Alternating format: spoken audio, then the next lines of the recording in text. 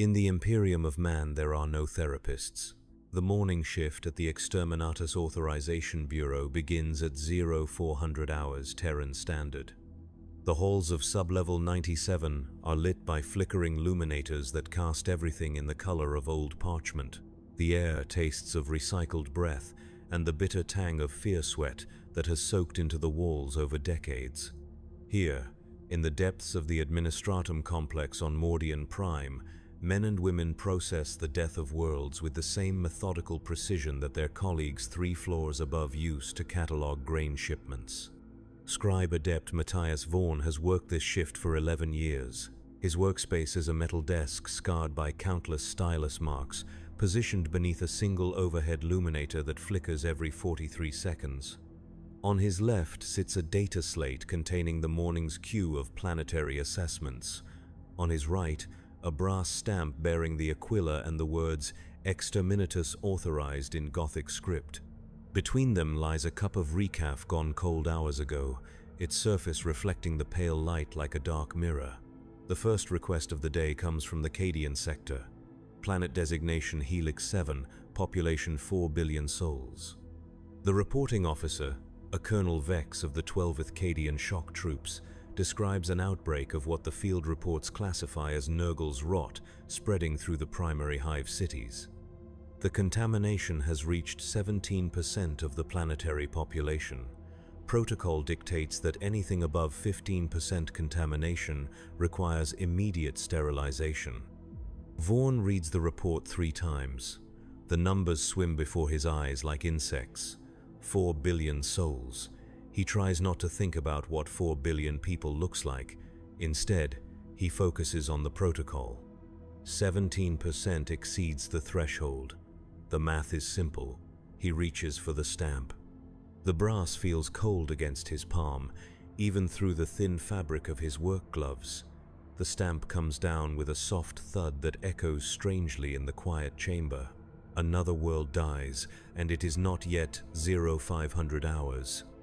The second request comes from the Segmentum Obscurus. Planet designation Blackstone 9, population 700 million. The reporting officer describes an artifact of unknown origin discovered in the planetary core. The local tech priests have classified it as possibly of Xenos origin and emanating psychic resonance beyond acceptable parameters. The recommendation is immediate planetary sterilization to prevent potential contamination spread. 700 million souls reduced to a line item in a morning's work.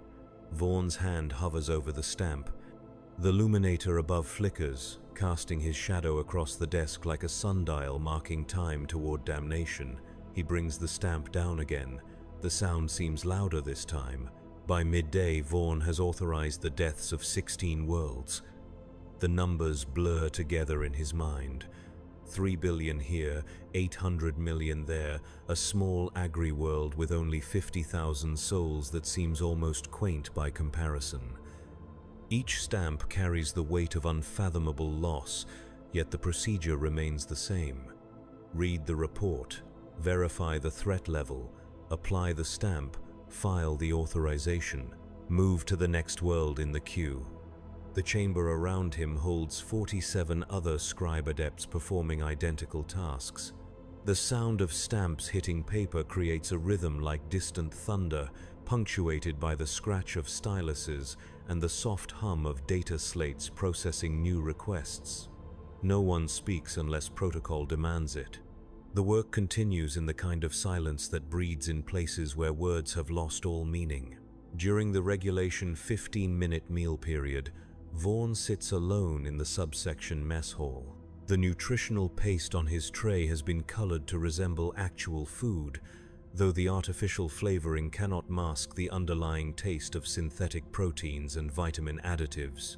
Around him, his colleagues eat in the same mechanical silence they bring to their work. Occasionally, someone coughs. Once, someone laughs, but the sound dies quickly, as if strangled by the weight of the place. Vaughn stares at his reflection in the surface of his recaf.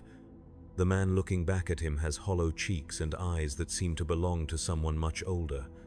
He cannot remember when he last slept properly. His dreams have become populated by numbers, population counts scrolling endlessly across his vision like a data slate that never powers down. Sometimes he dreams of worlds burning, but more often he dreams of spreadsheets and authorization forms, of an infinite queue of death requests stretching beyond the horizon of his imagination. The afternoon brings new horrors wrapped in bureaucratic language. A mining world corrupted by chaos cultists. A forge world where the machine spirits have begun chanting hymns in an unknown tongue. An agri-world where the crops have started growing in patterns that hurt the mind to perceive. Each world a universe of lives, hopes, dreams, and loves. Each world reduced to a stamp and a filing code. The weight of it accumulates like sediment. Vaughn finds himself checking and rechecking the reports, reading the same casualty figures until the numbers lose coherence.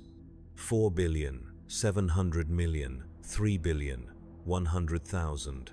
The digits begin to separate from their meaning, becoming abstract symbols divorced from the reality of flesh and blood and screaming. His hands shake when he reaches for the 23rd authorization of the day. The data slate displays the image of a world called Esperanza, a designation that translates from ancient Terran as hope. The irony is not lost on him, though he wishes it were. Hope is a world of 12 billion souls, and according to the field report, it has fallen to a gene stealer infestation that has compromised 60% of the population. 12 billion souls. Vaughn sets down the stamp and stares at the number. 12 billion individual human beings, each with a name, a family, a set of dreams and fears as complex as his own. 12 billion people who woke up this morning not knowing that their lives would end before the sun set. 12 billion people who will die because Matthias Vaughn, scribe adept of the Exterminatus Authorization Bureau, picks up a piece of brass and presses it to a piece of paper. The luminator flickers 43 times while he sits motionless. Around him, the soft thunder of stamps continues its relentless rhythm. His colleagues process their own cues of damnation with the same methodical precision that has carried them through 10,000 similar days. The work must continue, the Imperium must be protected. The greater good demands sacrifice. But something has shifted in Vaughn's perception, like a lens sliding out of focus. The reports on his desk seem to shimmer and writhe, the numbers rearranging themselves into faces. He blinks hard, but the sensation persists. 4 billion becomes 4 billion pairs of eyes, all looking at him with the same question, why? He reaches for the stamp with trembling fingers. The brass feels burning hot against his palm, though he knows this must be his imagination. The administratum maintains strict environmental controls, and the temperature has not varied more than 2 degrees in the 11 years he has worked this shift. Yet the metal seems to sear his flesh, and when he looks down at his hand, he expects to see the aquila burned into his palm like a brand. The stamp comes down on the authorization for Esperanza, but the sound it makes is wrong. Instead of the familiar thud of brass on paper, Vaughn hears something that might be a scream, if screams could be made of silence and mathematics. The sound echoes in his skull long after the physical noise has faded, reverberating through the chambers of his mind like a cry for mercy that will never be answered. The rest of the day passes in a haze of mounting dread. Each authorization feels heavier than the last, each stamp leaving him more hollow. By the time the evening shift arrives to take over the work, Vaughn's hands are shaking so violently that he can barely hold his stylus. The final report of the day requires authorization for the destruction of a shrine world that has fallen to Daemon incursion. Population: 8 billion faithful servants of the Emperor. 8 billion people who dedicated their lives to worship and prayer. 8 billion souls who believed that their faith would protect them. 8 billion voices that will be silenced because the alternative is worse than extinction. The mathematics of mercy reduced to this. Sometimes, death is the greatest kindness the Imperium can offer. Vaughn brings the stamp down one final time, and this time he definitely hears the scream. It echoes through his bones, a sound like tearing metal and breaking glass, and the last breath of a dying world. He looks around wildly, expecting to see his colleagues reacting to the noise, but they continue their work with the same mechanical precision, oblivious to the cry that seems to shake the very foundations of the chamber. That night, Vaughn returns to his HAB unit in the residential sector of the complex. The space is regulation standard, 12 square meters divided into sleeping alcove, waste reclamation unit, and a combination work surface and eating area. A single window looks out onto an airshaft that extends up through 47 levels to a tiny square of sky so distant it might as well be a myth. The walls are painted in the standard administrative cream color that is supposed to promote calm and efficiency, but instead reminds him of dried bone. He sits on the edge of his sleeping cot and stares at his hands. The skin appears normal, unmarked by any physical trace of the day's work, yet he can still feel the burning sensation where the stamp touched his palm. When he closes his eyes, he sees the authorization forms spreading out before him like a vast plain of paper, each one stamped with the aquila of extinction. The forms stretch to every horizon, an infinite bureaucracy of death that will never be completed because there will always be more worlds to kill. Sleep, when it finally comes, brings no relief. Vaughn dreams of standing in a vast chamber filled with the voices of the dead. They whisper his name in languages he does not recognize, speaking of children never born and songs never sung and loves that died with the worlds he helped destroy. The voices layer upon each other until they become a roar like the sound of burning atmospheres, a hymn of accusation that follows him through the twisting corridors of his subconscious. He wakes at 0300 hours, 30 minutes before his scheduled rise time. The HAB unit is exactly as he left it, yet something feels different, as if the space has been subtly rearranged by invisible hands. The shadows seem deeper, and the narrow beam of light from the airshaft appears to bend at strange angles. When he looks directly at any particular object, it appears normal, but in his peripheral vision, everything seems to writhe with barely contained motion. The walk to sub-level 97 takes longer than usual, though the route has not changed. The corridors of the administratum complex stretch and contract like the interior of some vast organism, and more than once Vaughn finds himself taking a turn he does not remember making, only to arrive at his destination by a path that should not exist. The other early shift workers move past him like ghosts, their faces pale and indistinct in the flickering light of the luminators. His desk awaits him, exactly as he left it the night before, yet somehow different. The data slate displays the morning's queue of requests, but the numbers swim and writhe before his eyes like living things. The population figures rearrange themselves into patterns that hurt to perceive directly. Geometries of death that follow rules of mathematics he does not understand, but recognizes nonetheless as fundamentally wrong. The first authorization of the day should be routine. Planet designation Mercy 12, population 2 million, fallen to orc invasion with 0% chance of successful defense. The numbers are clear, the threat assessment unambiguous, the protocol straightforward. Yet when Vaughn reaches for the stamp, his hand passes through it as if it were made of smoke. He blinks hard and reaches again. This time his fingers close around the familiar brass shape, but when he lifts it, he sees that the aquila has been replaced by something else, a symbol that seems to shift and change whenever he tries to focus on it directly. One moment it appears to be a skull, the next a screaming mouth, then something that might be a star collapsing in on itself.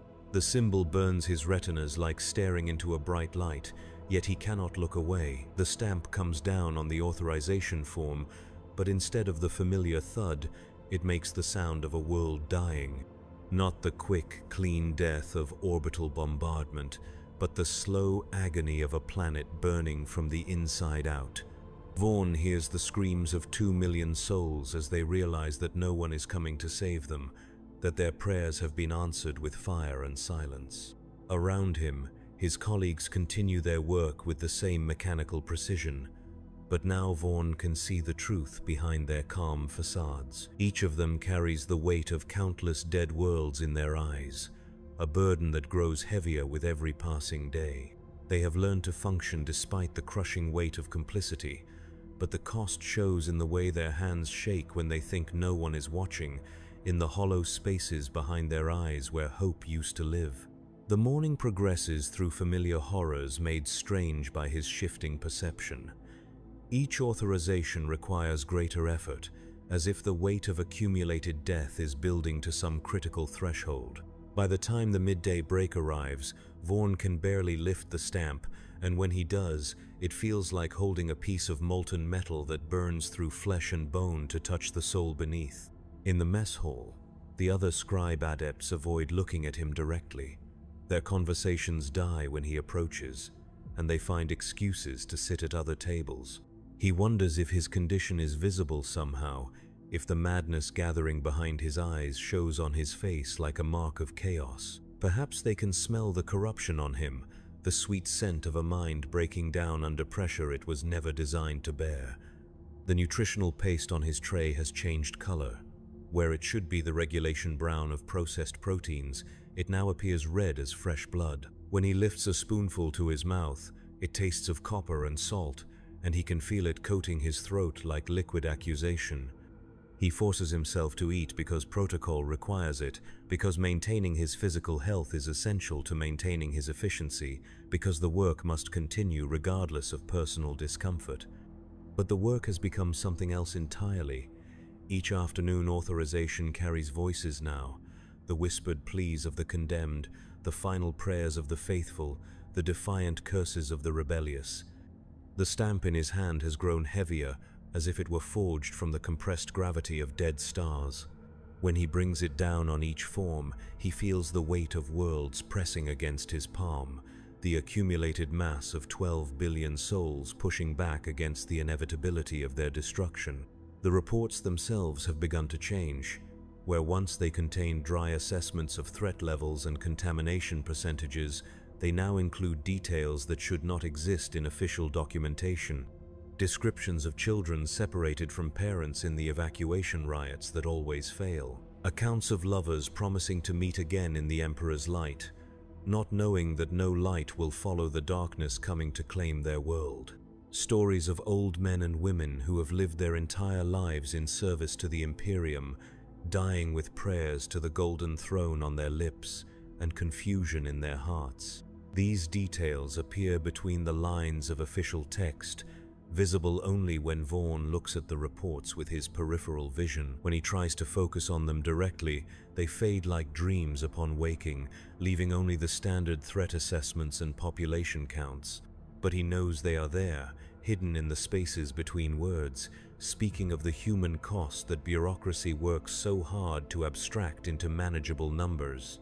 By the end of his third day of mounting madness, Vaughn can no longer distinguish between the voices of the living and the voices of the dead. His colleagues speak in the same whispered tones as the condemned worlds, and their words carry the same weight of final desperation. The luminator above his desk no longer flickers at regular intervals, but pulses in rhythm with his heartbeat, casting shadows that move independently of any light source. The final authorization of the day requires the destruction of a world called New Eden, population 15 billion. The name strikes him as particularly cruel. Eden, the mythical paradise from ancient Terran legends, now requiring purification by fire because paradise is an illusion the galaxy cannot afford. The threat assessment describes a plague of unknown origin that causes its victims to experience visions of peace and contentment before their bodies dissolve into component molecules. The contamination has reached 93% of the population.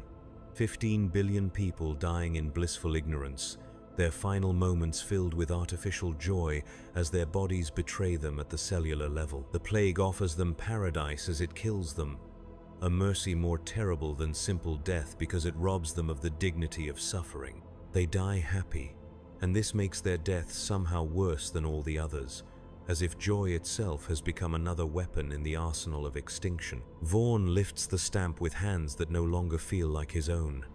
The brass has become something else, not metal but crystallized pain, not solid but somehow liquid, flowing around his fingers like mercury made of sorrow. When he brings it down on the authorization form, the sound it makes is the sound of 15 billion people realizing, in their final instant, that their happiness was a lie. The scream that follows is his own. The sound echoes through the chamber, bouncing off the walls and ceiling until it seems to come from everywhere at once. His colleagues look up from their work with expressions of mild annoyance, as if he has committed a minor breach of protocol rather than voiced the accumulated anguish of 1,000 dead worlds. One of them, a woman whose name he has never learned, approaches his desk with a data slate in her hand. "Scribe Adept Vaughn," she says in the flat tones that pass for concern in the administratum, "you appear to be experiencing a stress response. Please report to the Mental Hygiene Division for evaluation and treatment." Mental Hygiene Division. The words hit him like a physical blow. He has heard whispers of the place, rumors shared in the kind of low voices reserved for discussion of forbidden subjects, a facility somewhere in the deep levels of the complex, where personnel who can no longer perform their duties are taken for reconditioning. No one who enters the Mental Hygiene Division ever returns to their previous position. Some say they are reassigned to less stressful duties. Others whisper darker possibilities. The woman waits patiently while Vaughn stares at her, his mind struggling to process the implications of her words. Around him, the other scribe adepts have returned to their work, the sound of stamps creating the familiar rhythm of institutional death. The queue of authorizations continues to grow, each new request carrying its burden of souls waiting for judgment. The work must continue, with or without Matthias Vaughn. He stands slowly, his legs unsteady beneath him. The data slate containing his morning's authorizations seems to mock him from its position on the scarred metal desk. 43 worlds destroyed before the midday break, their combined populations totaling nearly 200 billion souls. A good day's work by administratum standards, evidence of efficiency and dedication to duty. The numbers should fill him with professional satisfaction, but instead they feel like accusations carved into his soul with a heated stylus. The walk to the Mental Hygiene Division takes place in a fog of mounting dread. The corridors seem to stretch longer with each step, and the luminators cast shadows that writhe with independent life.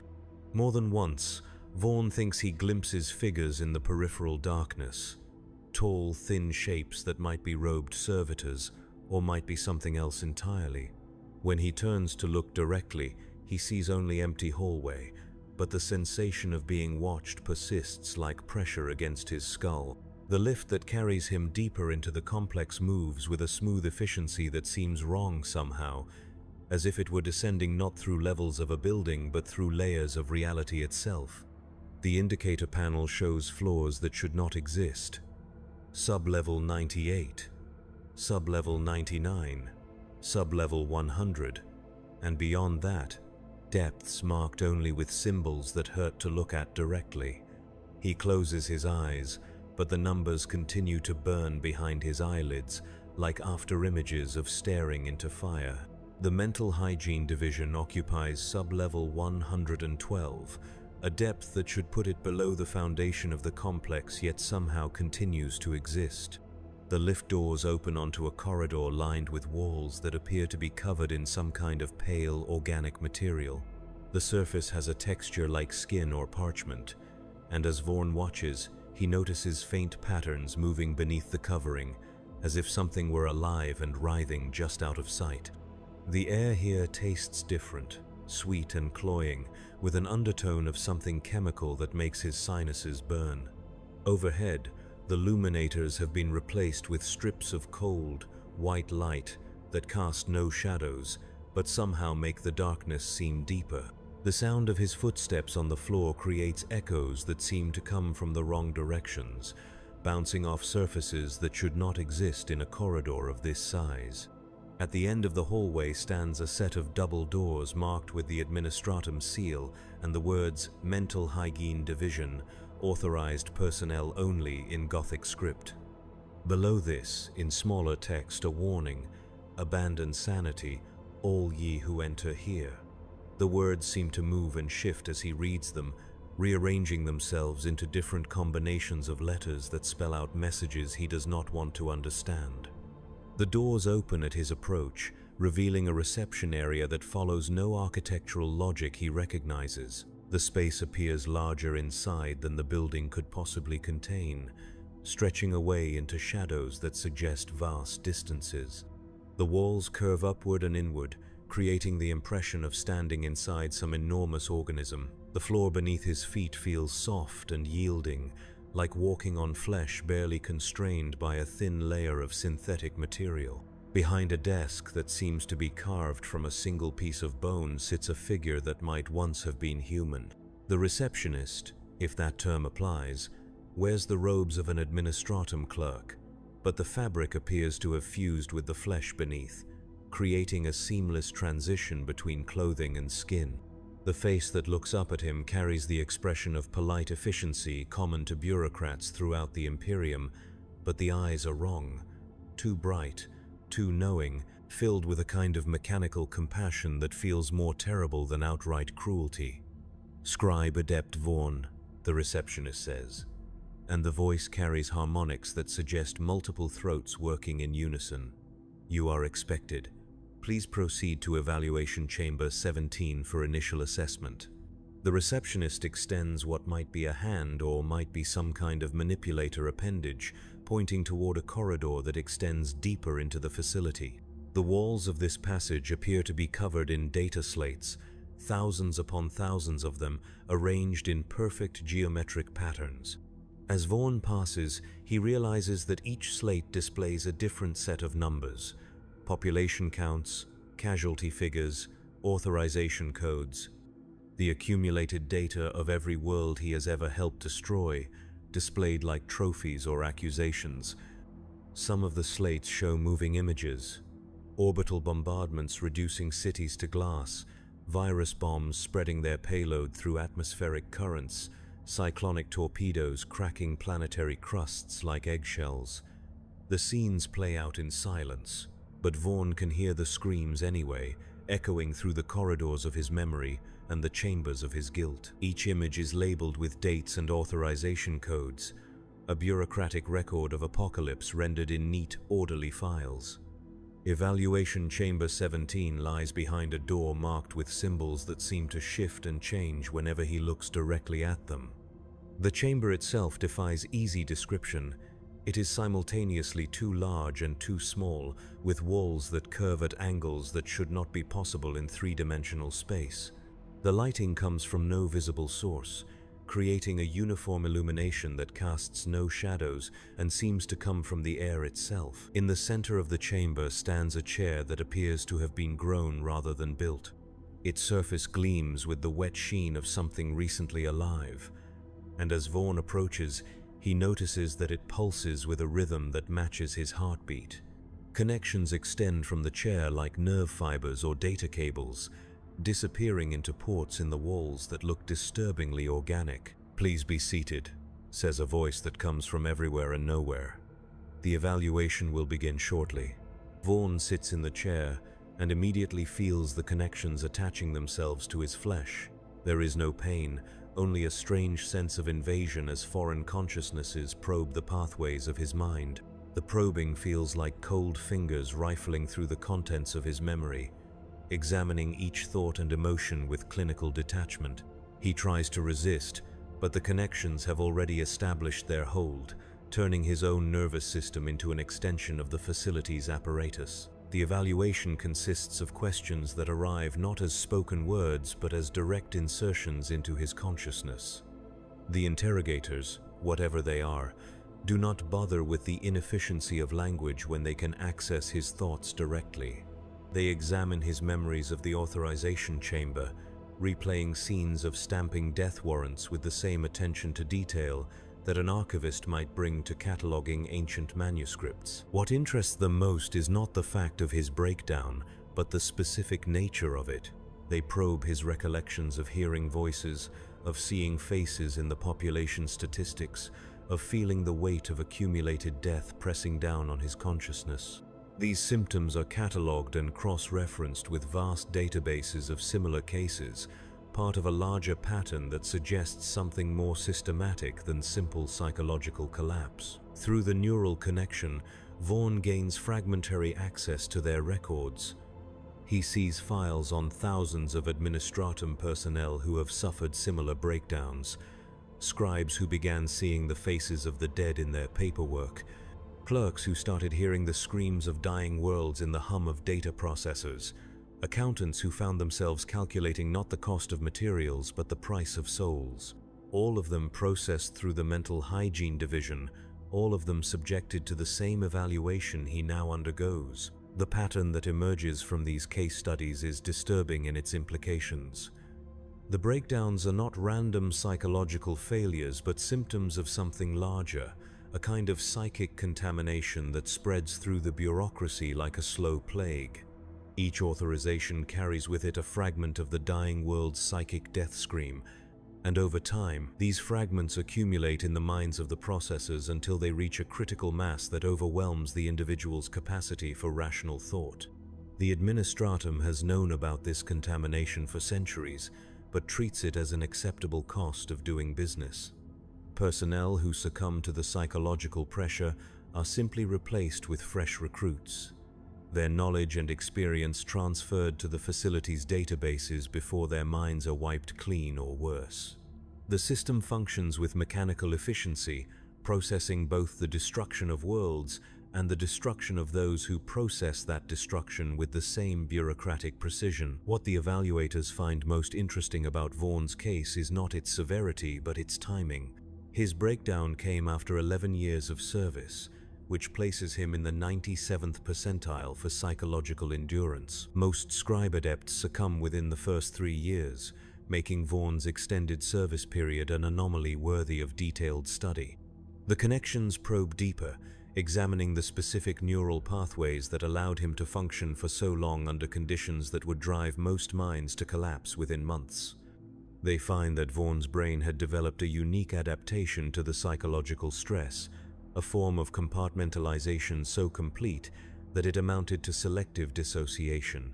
For 11 years he had been functioning as two separate personalities sharing the same body.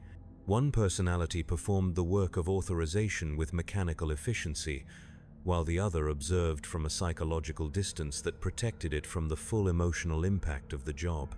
The breakdown occurred when this barrier finally failed, allowing the accumulated trauma of the observer to flood the consciousness of the worker. This adaptation fascinates the evaluators because it suggests possibilities for enhanced psychological conditioning. If they can understand and replicate Vaughn's natural compartmentalization, they might be able to create scribe adepts who can function indefinitely without succumbing to the psychic contamination of their work. The potential efficiency gains would be enormous. No more lost training time from personnel replacement, no more disruption to workflow from psychological breakdowns, no more waste of human resources in a galaxy where every individual represents a significant investment in imperial power. The evaluation continues for hours or perhaps days, time having no meaning in the windowless chamber with its impossible geometry. The neural connections map every pathway of Vaughn's consciousness, creating detailed schematics of his psychological architecture. They examine his childhood memories for signs of early trauma that might have contributed to his adaptive mechanisms. They analyze his dreams for evidence of psychic sensitivity.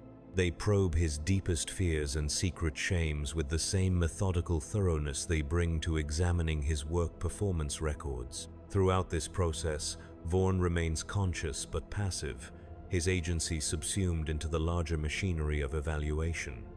He watches his own thoughts being dissected and catalogued like specimens in some vast laboratory, his most intimate experiences reduced to data points in research that will ultimately serve to create better methods of psychological control. The violations feel worse than physical torture because they target the very essence of what makes him human, his capacity for independent thought and emotional response. The evaluators discover that Vaughn's breakdown was triggered not just by the accumulated weight of authorized deaths, but by a specific moment of recognition. The world designated Esperanza, with its 12 billion souls, had broken through his psychological defenses because it shared a name with his birth world.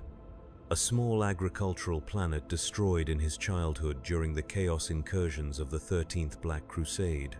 The connection between past trauma and present duty had created a feedback loop that overloaded his compartmentalization mechanisms, leading to the cascade failure that brought him to the attention of his supervisors.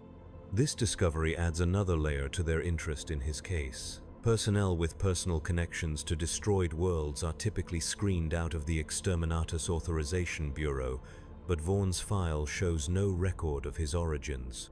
Either the screening process had failed, or someone had deliberately falsified his records to place him in a position where his psychological vulnerabilities would be tested to their limits. The evaluators flag this inconsistency for further investigation, though Vaughn suspects that the truth will disappear into the same bureaucratic machinery that processes everything else in the Imperium, slowly, thoroughly, and without regard for individual consequences. As the evaluation nears its conclusion, the neural connections begin to withdraw from his consciousness, leaving behind a sensation like phantom limbs being amputated.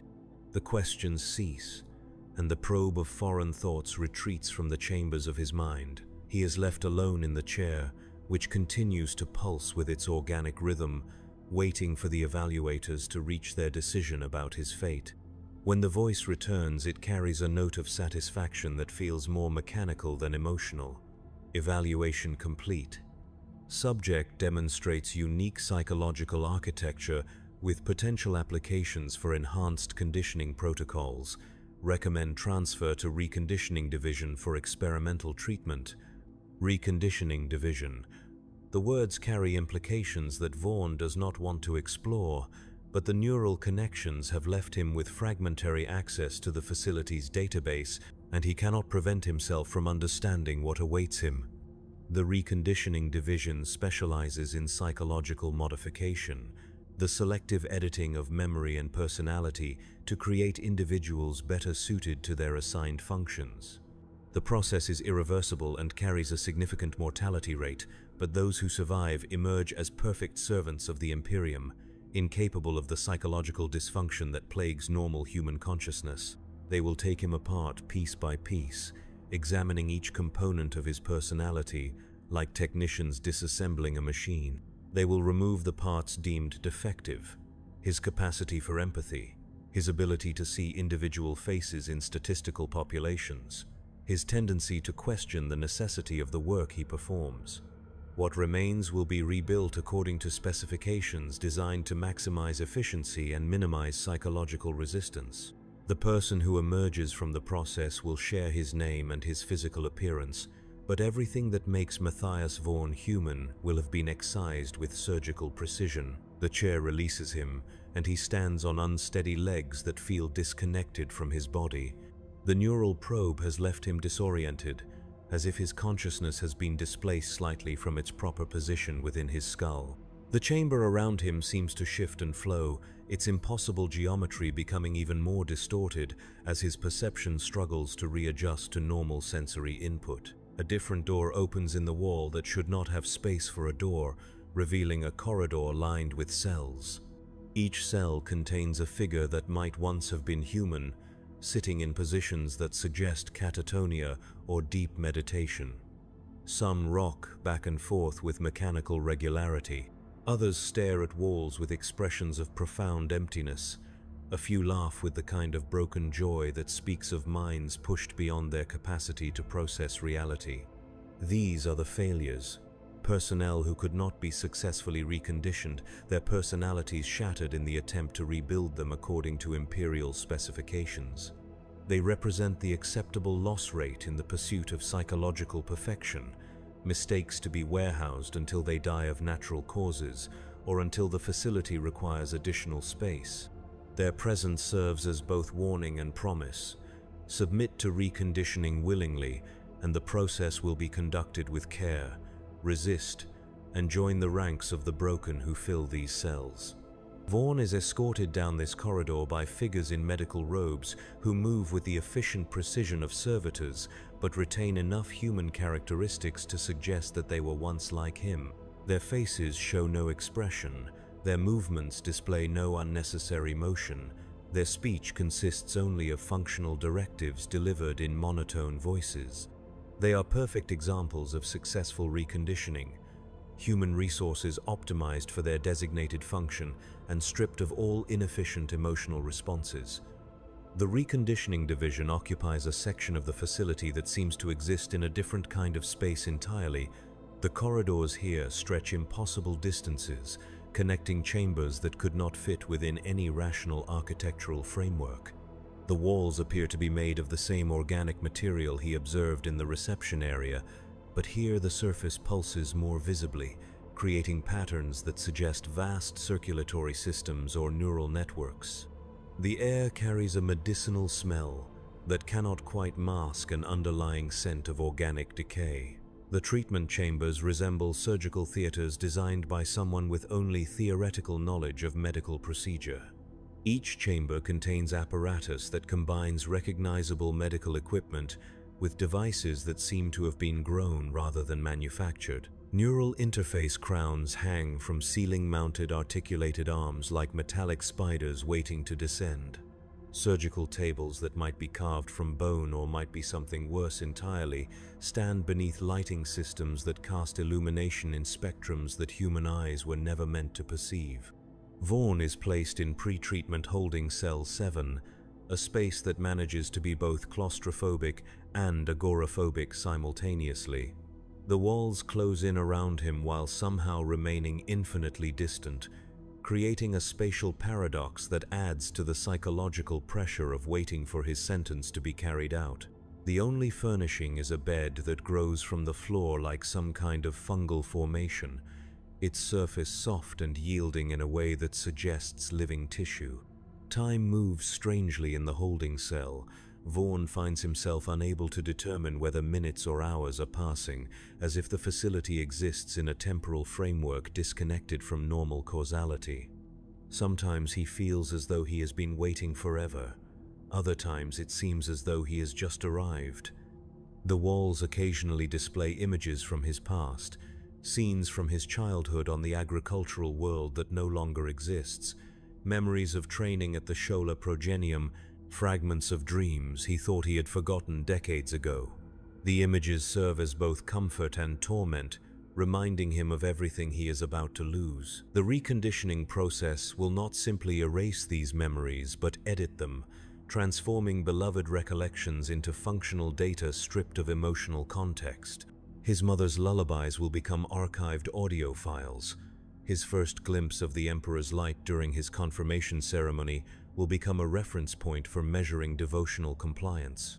Everything that gives meaning to his existence will be catalogued and filed away, leaving behind only the operational components necessary for optimal function. During what might be his third day in the cell, or his first hour, Vaughn begins to hear sounds from the treatment chambers. The walls of his holding space are too thick to transmit normal audio, but somehow the screams penetrate anyway, arriving not as sound waves but as direct transmission into his auditory cortex. The voices carry familiar cadences, the measured tones of administratum personnel, the clipped efficiency of military officers, the desperate pleading of civilians caught in bureaucratic machinery too vast to comprehend or resist.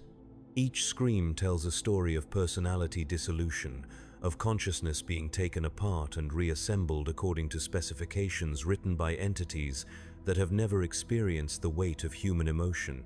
Some voices maintain their coherence until the very end, bargaining with their tormentors for the preservation of single memories, desperate to retain some fragment of their former selves. Others dissolve into wordless noise as their capacity for language is stripped away layer by layer. A few achieve a horrible kind of transcendence, their final screams transforming into hymns of gratitude for their liberation from the burden of independent thought.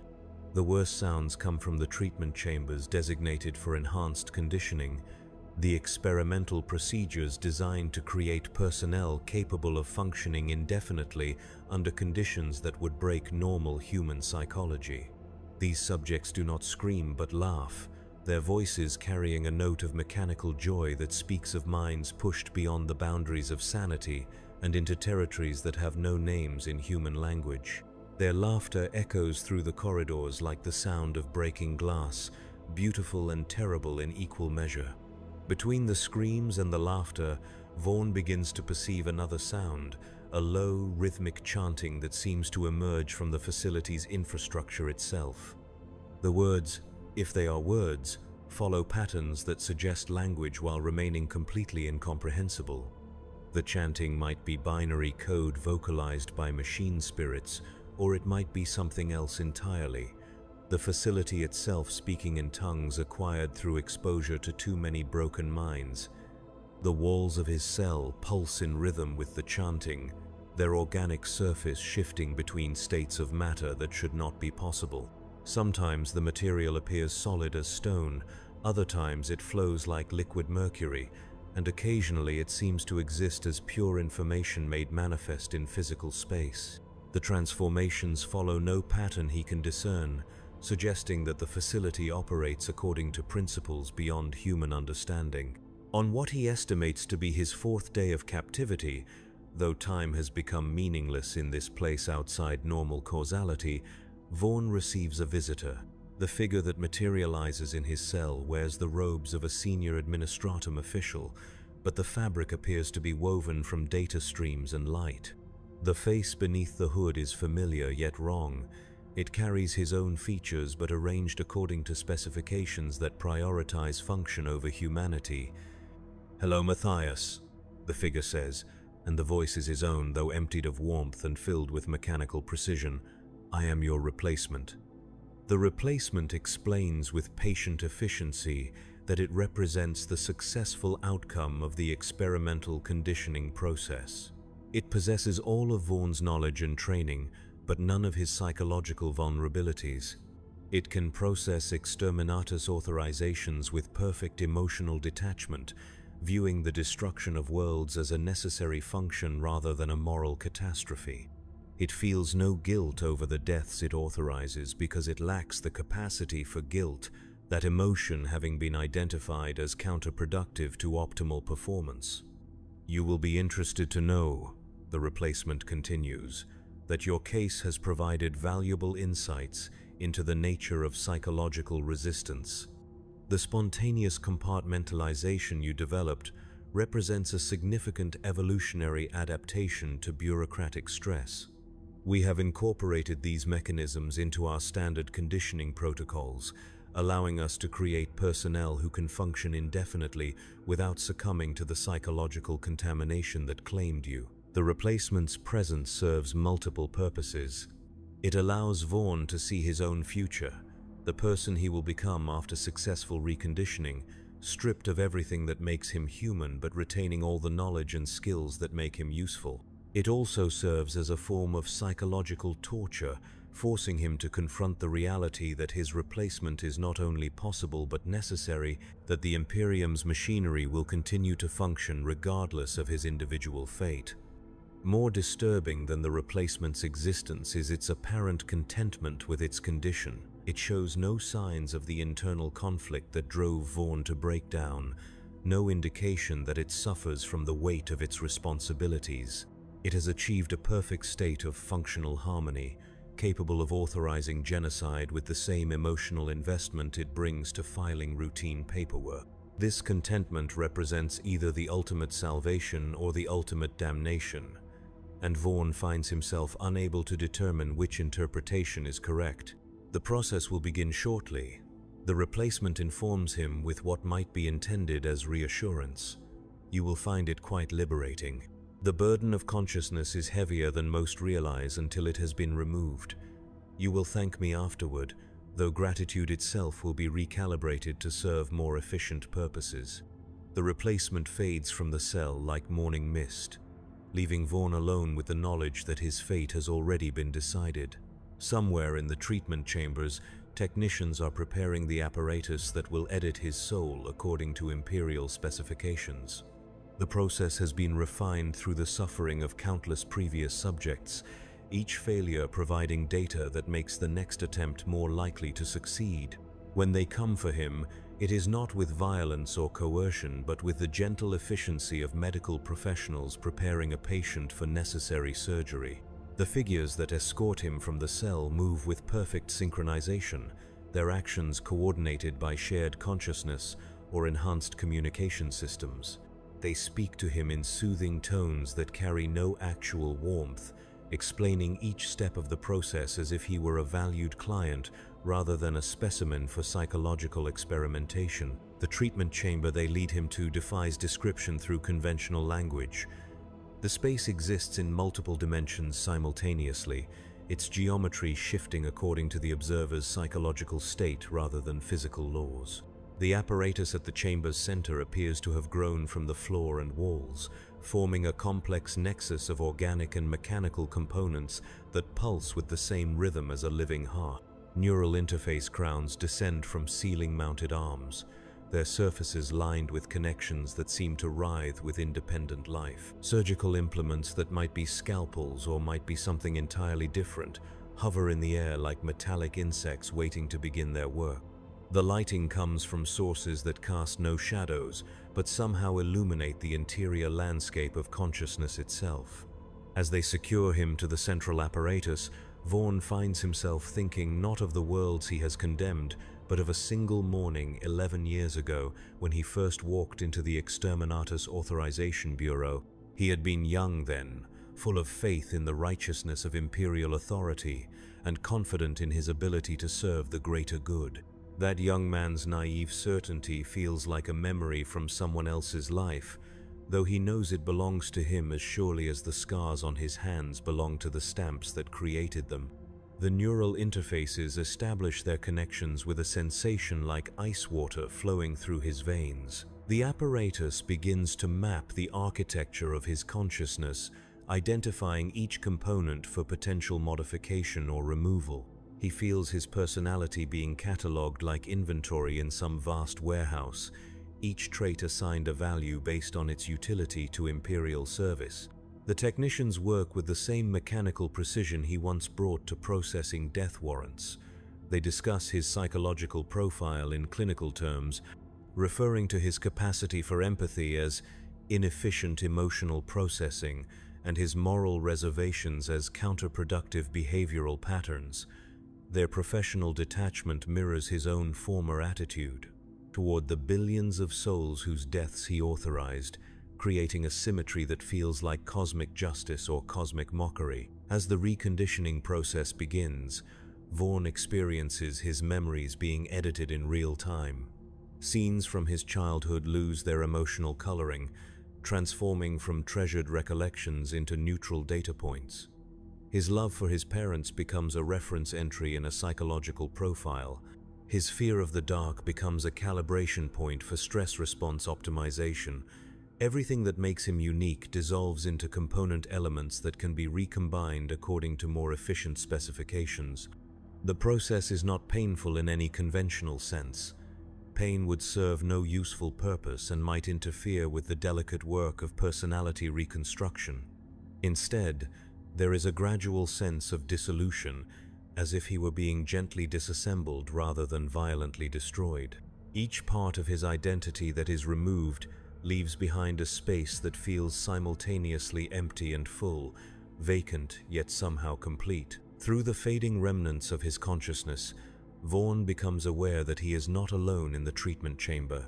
Other figures occupy similar apparatus, their faces serene as their personalities are edited according to Imperial specifications. Some he recognizes as fellow scribe adepts from the Exterminatus Authorization Bureau. Others wear the uniforms of different administratum divisions, tax collectors who broke down from calculating the human cost of tithe collection, logisticians who could no longer ignore the inefficiencies that condemned millions to starvation, archivists who began to see patterns in the data that revealed uncomfortable truths about imperial governance. All of them undergo the same process of systematic personality dissolution, their individual quirks and resistance patterns being catalogued for future reference, while their useful capabilities are preserved and enhanced.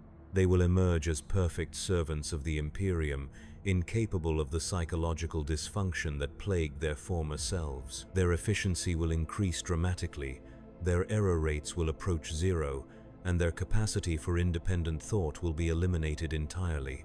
As his sense of individual identity begins to fade, Vaughn finds himself connected to something larger than his own consciousness. The facility itself seems to possess a form of distributed awareness built from the accumulated experiences of all the personnel who have undergone reconditioning within its walls. He becomes part of this collective memory. His experience is added to a vast database of human psychological responses to bureaucratic horror. Through this connection, he glimpses the true scope of the mental hygiene division's operations. Similar facilities exist throughout the Imperium, processing the psychological casualties of institutional service with the same mechanical efficiency that their parent organizations bring to processing everything else. The network of reconditioning centers represents a shadow bureaucracy dedicated to maintaining the psychological infrastructure necessary for the Imperium's continued function. The collective consciousness reveals that psychological breakdown among Imperial personnel follows predictable patterns, erupting wherever individuals are forced to process information or make decisions that exceed normal human capacity for moral compartmentalization. The solution is not to reduce the psychological pressure, but to engineer personnel capable of withstanding it indefinitely. The reconditioning process represents applied evolution, accelerating the development of human psychological adaptations through technological intervention. In his final moments of individual consciousness, Vaughn realizes that his breakdown was not a failure, but a necessary step in a larger process. His psychological resistance patterns provided valuable data for improving the reconditioning protocols. His unique adaptation mechanisms became templates for creating more resilient personnel. His suffering serves a purpose within the vast machinery of imperial governance, contributing to efficiencies that will ultimately serve the greater good. The realization brings neither comfort nor horror, only a kind of abstract understanding that feels as cold and impersonal as the apparatus that surrounds him. He is becoming part of something larger than himself, his individual identity dissolving into patterns of functionality that will outlast his biological existence. The process feels like a form of transcendence, though whether it leads upward toward enlightenment or downward toward damnation remains unclear. As the last traces of Matthias Vaughn fade into the collective consciousness of the facility, a new presence begins to emerge from the reconditioning apparatus. This presence possesses all of his knowledge and training, but none of his psychological vulnerabilities. It understands the necessity of authorizing genocide without experiencing guilt over the decision. It processes the deaths of billions as statistical abstractions rather than moral catastrophes. It represents the perfection of bureaucratic function, human intelligence stripped of human weakness and optimized for institutional service. The new presence opens eyes that were once Vaughn's but no longer belong to anyone who could be called by that name. It sits up on the treatment table with movements that display perfect efficiency, no motion wasted, no gesture serving any purpose beyond functional necessity. When it speaks, the voice carries Vaughn's vocal patterns but none of his emotional inflections.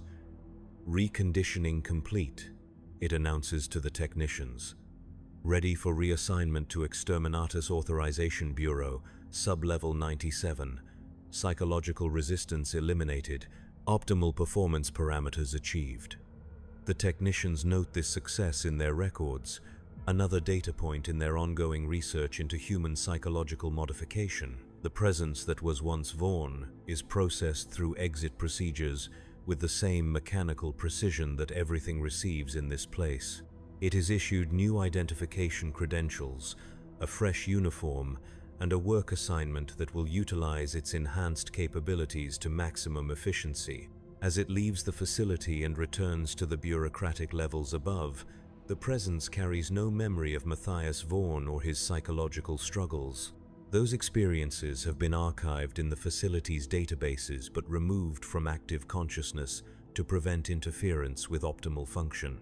What remains is a perfect servant of the Imperium, capable of authorizing the destruction of worlds with the same emotional investment it brings to organizing filing systems. Back in Sublevel 97, the morning shift begins as it always has. The Exterminatus Authorization Bureau processes its daily queue of death warrants with mechanical precision. The sound of stamps hitting paper creates its familiar rhythm, punctuated by the scratch of styluses and the hum of data slates.